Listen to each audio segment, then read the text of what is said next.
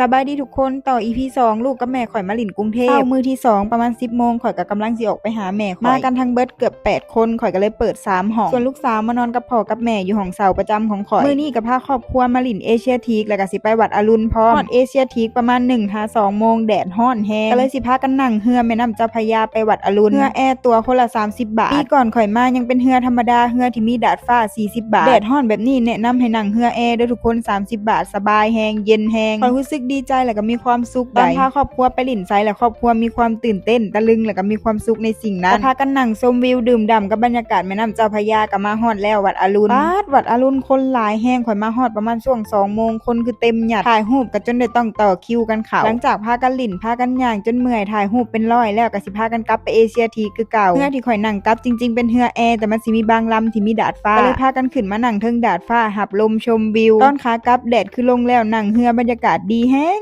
ทุกคนคือหน้าหักแห้งเวลาเรือกายและสิโบกมือบายบายกันแบบนี้แม่สิบ่เมื่อยแล้วบัดนี้ถ่ายคลิปมีคนจับกล้องให้แล้วเพิ่นว่ามาแม่ไม่สิจับกล้องให้ระหว่างนั่งเรือก็สิเห็นความสวยงามทั้ง2ฝั่งแม่น้ำเจ้าพระยานั่งไปนั่งมาพนักงานเพิ่นมาบอกว่าต้องเปลี่ยนลำเด้อคันไผสิไปเอเชียทีก็เลยได้ลงท่าเรือไอคอนสยามมาเปลี่ยนอีกลำนึงอยู่เอเชียทีโซนให้นั่งลิ้นฟรีงามมีสวนสนุกให้เด็กน้อยลิ้นฟรีแม่ๆก็นั่งท่าแบบฟรีๆเลยเบิ่งบรรยากาศนำกันแม่ทุกคนช่วงประมาณ5 โมงได้นี่บรรยากาศดีเห็นเขาลิ้นเครื่องลิ้นลอยฟ้าอันนี้ละหวาดเสียวตามโคตรเป็นตาย้านเลยสูงก็สูงแต่ราคาบ่แพงเลยทุกคนคนหนึ่งมีแต่350นี่แหละลิ้นอันนี้ก็คืออยู่ในอุโมงค์เขาเปิดไฟและงามแฮงมื้อนี้ทั้งม่วนทั้งเมื่อยทั้งเหงาทั้งหิวจบทริป EP 2ต่อ EP 3นะจ๊ะ